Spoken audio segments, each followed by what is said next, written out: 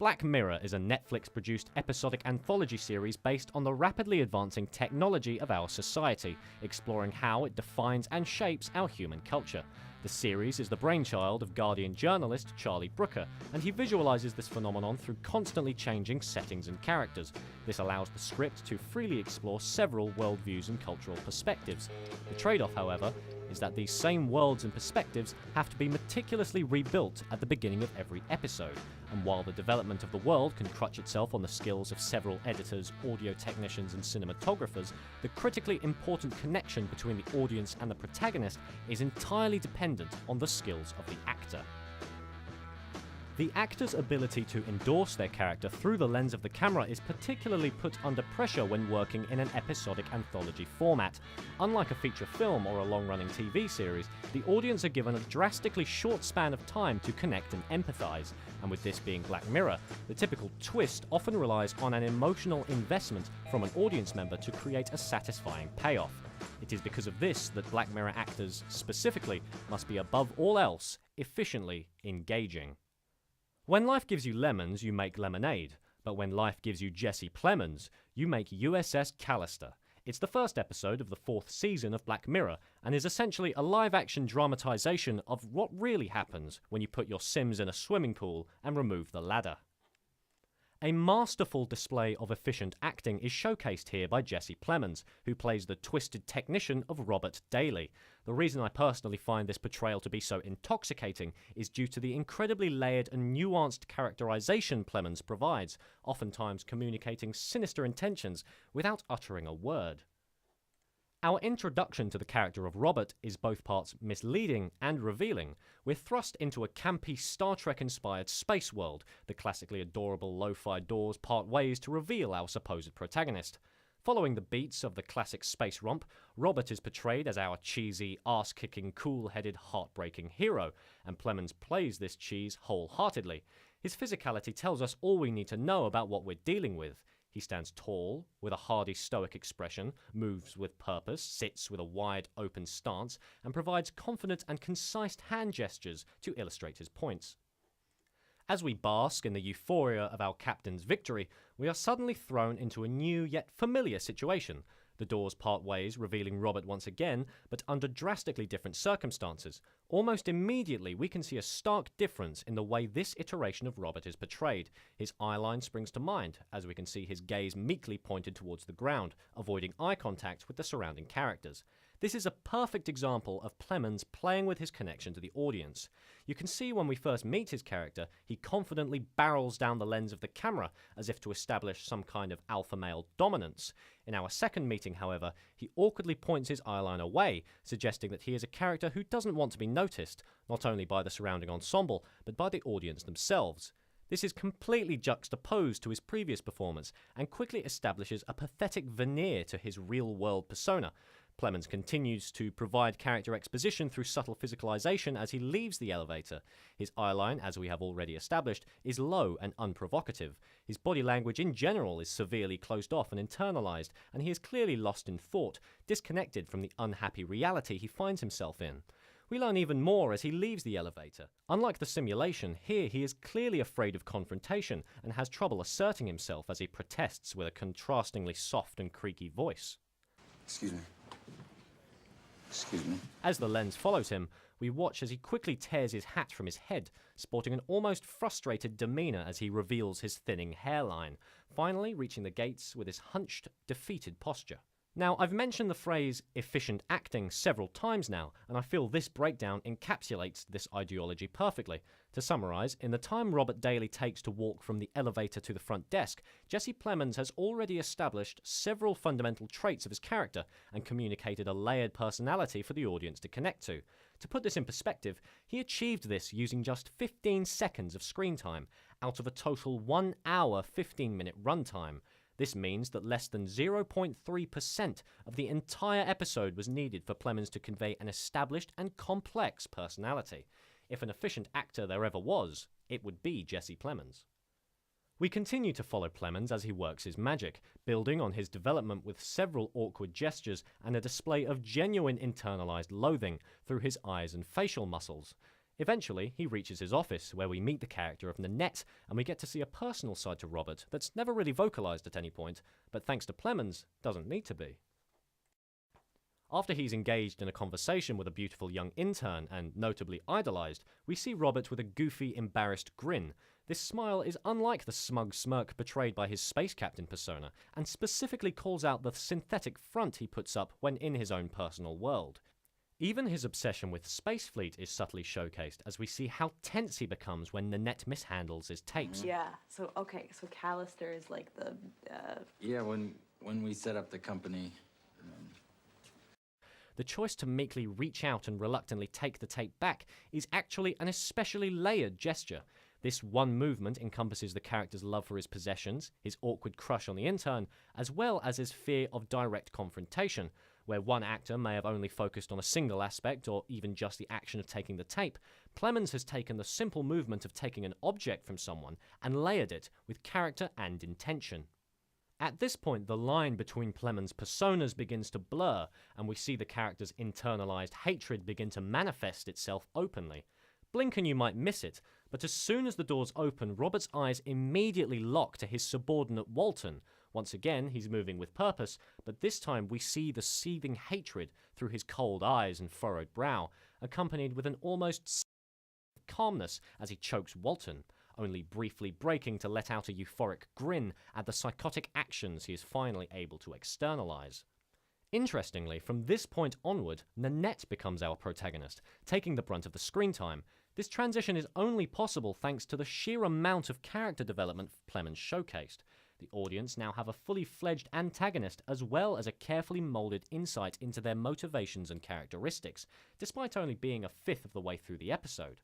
Whenever we are brought back to Plemons, however, we are treated to Robert's brilliant, slow-burning descent into tyranny as his two personas begin to merge and his charming filter begins to crumble away, revealing and reincorporating everything Plemons has already worked to subtextually concretize. Fascinatingly, a lot of Robert's outbursts are believable because Plemons has previously established them, albeit subtly. Take this scene, for instance, in which he lets slip a childlike tantrum over the crew's reluctance to submit to him. For the betterment of the universe, for the betterment of life itself.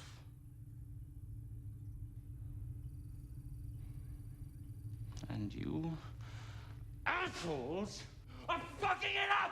As an audience, we can fully accept and fear Robert's fury because we've already seen how protective he is over his fantasy from Plemons' previous characterization when taking the tapes back. This isn't even the only example of Plemons playing with reincorporation. When Nanette attempts to seduce him, we once again see that goofy, guard-lowering grin, as well as the uncomfortable brow scratching.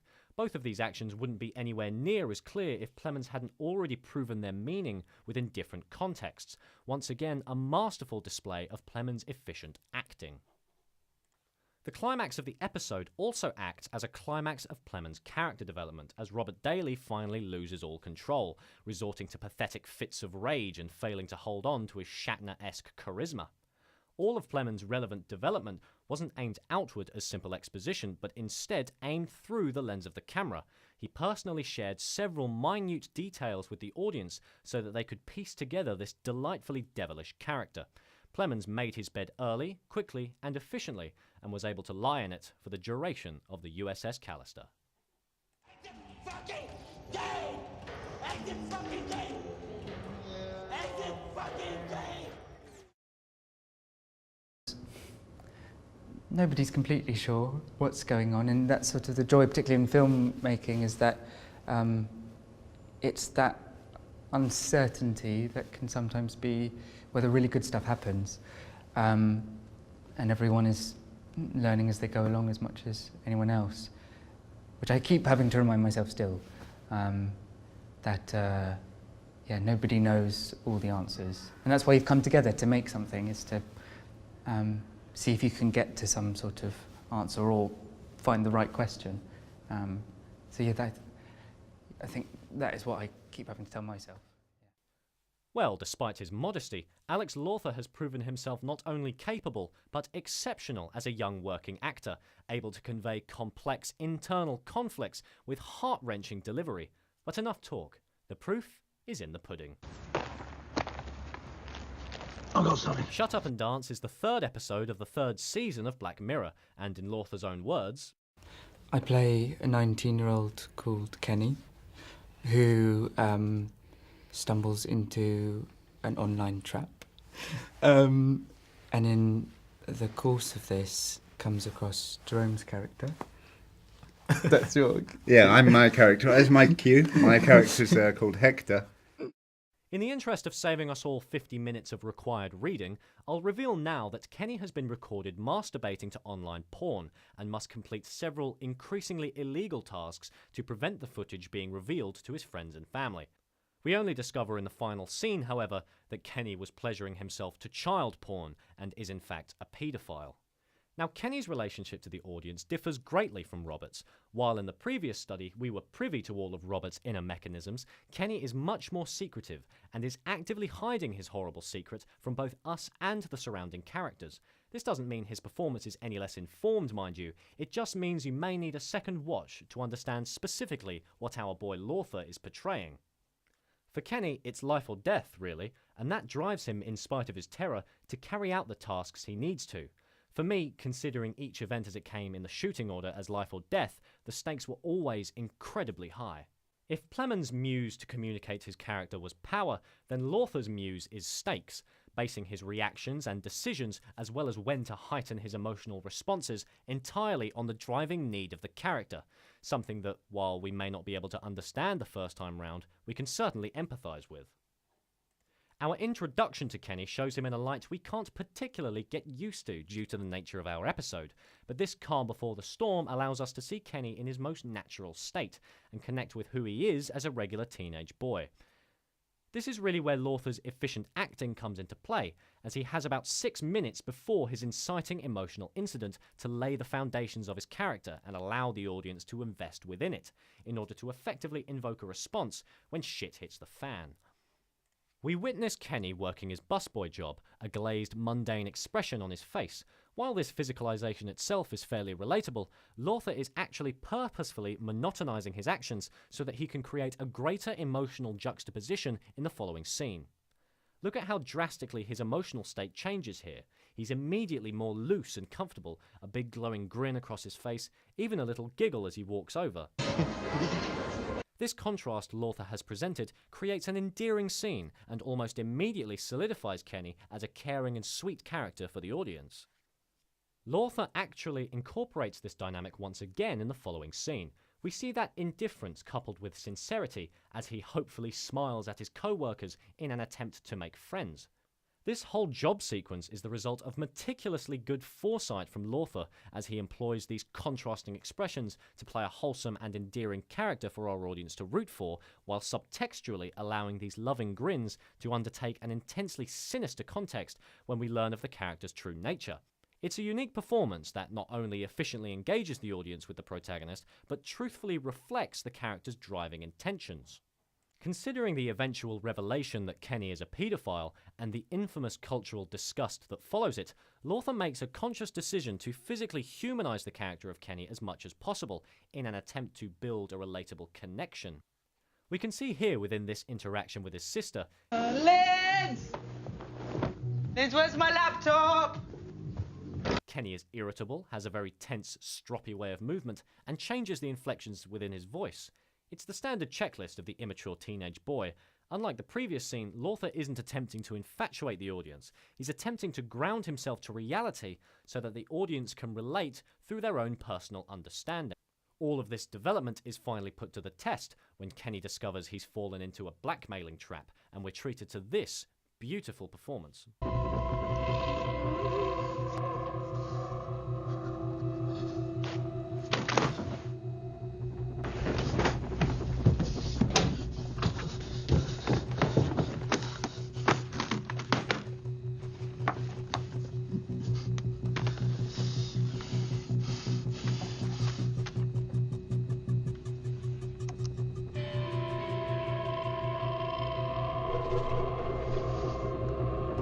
This performance hits so hard because of the weakness Lortha portrays in the interaction with his sister. We can see that the character is immature and underdeveloped, and so when he's thrust into such a dangerous situation, we feel legitimate sorrow for him, even invoking a desire to protect him.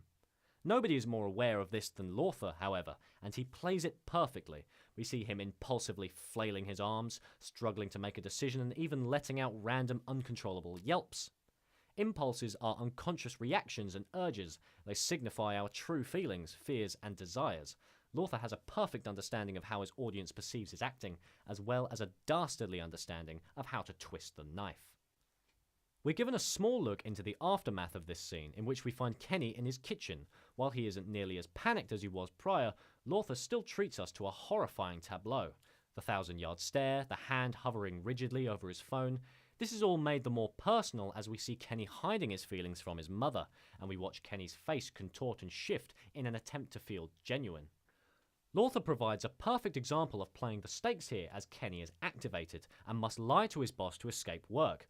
Although he is once again hiding his true emotions, this time round it's portrayed with much more difficulty, as he knows his life is literally on the line if he doesn't escape this situation, which is a great display of situational development from Lothar. As the situation intensifies, so too do Kenny's mannerisms. We see him here standing on the parking lot's roof. The anticipation is clearly killing him as he begins twitching and jerking his arm, clearly anxious of what's to come. Lothar makes a point of innovating how his character moves to exacerbate the stakes of the situation, clearly contrasting the stiff, internalized personality we're used to. Kenny's status quo continues to be shaken as we're introduced to the character of Hector, and Lothar gives us a nice bit of internal conflict, as Kenny's natural awkwardness and raw desire to survive clash, resulting in a great desperate outburst, which Lothar utilizes to really push the hopelessness of both Kenny's mental state and the situation itself. It was them. Them? They? Who the fuck you want about? The people. What fucking people? The phone people. The people on the phone. They told me to bring the cake, and they leave me text on my phone, and I do what they whoa, say. Slow down. Just breathe through your nose. Through your nose. Okay? Good. The heightening sense of tension found in both the plot and Kenny's character is a synergy that Lothar showcases with outstanding flair. You can see with all the foundationary work Lothar has established, he is able to deeply invest the audience in his character. Following on from this, as he follows the beats of the story and provides a fluid, deteriorating and intertwined performance, he acts as a catalyst between the audience and the story, indulging them through the lens and coaxing visceral reactions from the viewers themselves, allowing them to fully immerse themselves in the story. Nowhere is this more prevalent than the bank robbery scene, in which we, both the audience and Kenny, reach the point of no return and witness Kenny commit a bank robbery alone to save his own life. We are treated to a phenomenal internal conflict within Lothar's performance, as Kenny barely remains a functional human being, having to partake in something that is so alien to his established character. Lothar provides some great touches to remind us of his fish-out-of-water position, small moments like him not properly estimating the weight of the bag, as well as getting his gun stuck in the door. These actions provide a crucial grounding for the audience and character, specifying that despite the horrifying actions we witness him commit, the character of Kenny is still very much present under the tormented shell, if not for long. You see, as we reach the cruel climax of the episode, so too do we reach the climax of Kenny's character arc, as Kenny is condemned to a brutal fight to the death and his paedophilia is revealed. Lothar makes an interesting and heartbreaking shift in characterization. The Kenny we as an audience know is now gone. The innocent, awkward, endearing teenager we once knew is essentially killed as he pulls the trigger. And what Lothar replaces him with is a shambling, empty carcass of a character, reminiscent of the inhuman labels applied to paedophiles within our own society. It's safe to say Alex Lothar has played his character, stakes, and contexts with ruthless efficiency. Shambling and empty. Despite these words being used to incite horror and dismay with our previous performance, Daniel Kaluuya uses these phrases to embody an entirely different concept with his character. 15 Million Merits is the second episode of the first series of Black Mirror, and tells the story of an unlikely romance between two cogs in a dystopian machine.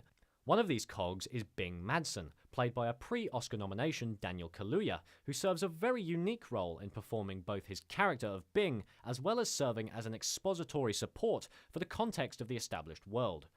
Our introduction to the episode, as well as the world itself, involves us following Bing through his daily routine in the strange futuristic workshop.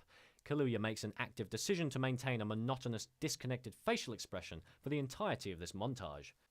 This choice serves several purposes in the grand scheme of his character development, but initially serves the purpose of providing exposition for the world. Bing's broken, empty demeanour reflects that of the expressionless society in which he lives, and instantly provides the audience with not only a context of the world, but an understanding of Bing's values, suggesting that he, much like the viewer, is unhappy about the rose-tinted cage in which he lives.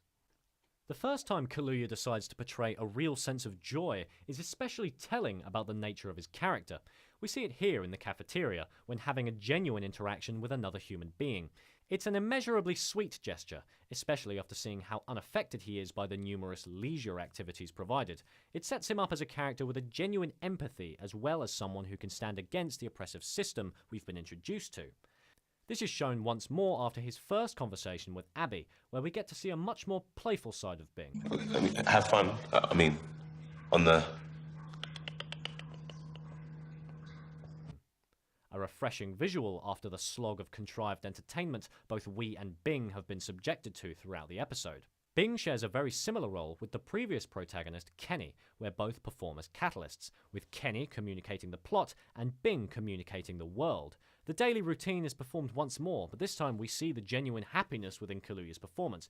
His facial expressions are more open, and he seems more hopeful, specifically playing against the backdrop of the cruel institution. This hopeful spark within Bing only grows as the relationship begins to blossom, but in true Black Mirror fashion, it unfortunately doesn't last. Bing's hopeful outlook begins to dampen as Abby enters into a singing contest with sinister undertones. As things take a turn for the worst and she is brainwashed into becoming a porn star, we witness an uncharacteristic outburst from Bing.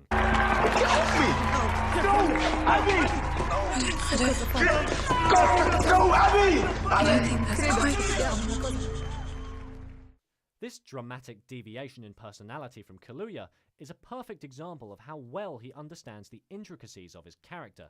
The screaming restraint he is placed under specifically illustrates the importance of Abby, and the fact that Kaluuya has been so cleverly restrained on externalizing his emotions really adds an unexpected visceral punch to what we're witnessing. Following this encounter, we are once again subjected to a daily routine, with Bing clearly suffering from the previous circumstances. The way Kaluuya handles this depressive stint, however, is immensely subtle, yet effective. Despite the fact that we have already seen Bing in a broken, empty state previously, Kaluuya is able to distinguish his emotional state and create a uniquely sad visual by making some minor changes to his performance.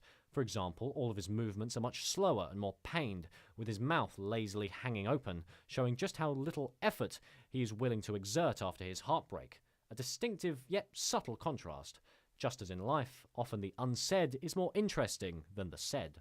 Kaluuya's brilliant manipulation of juxtaposition continues as Bing finally reaches his breaking point, and what once was a melancholy emptiness morphs into a blind, ravenous rage. Kaluuya has well and truly earned this breakdown. The subtlety and internalization he has employed throughout the rest of his characterization undoubtedly inform the shock value of the scene, and allow him to completely and believably let loose in a horrifying ordeal.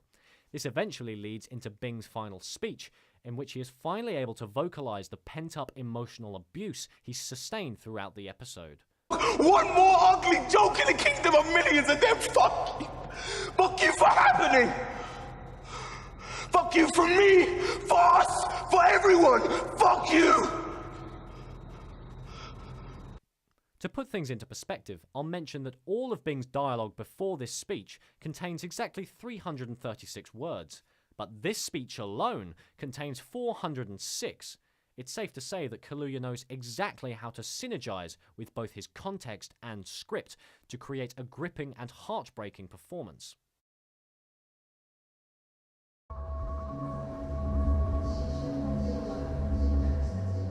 I would describe Black Mirror as like a box of dark chocolates. So it's an assortment. You never know quite what you're going to get from one episode to the next, but you know it's going to be dark chocolate.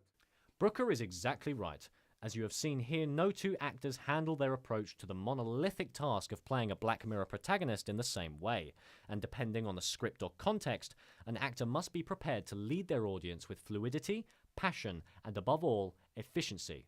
And as of right now, I have yet to watch one that hasn't been up to that task.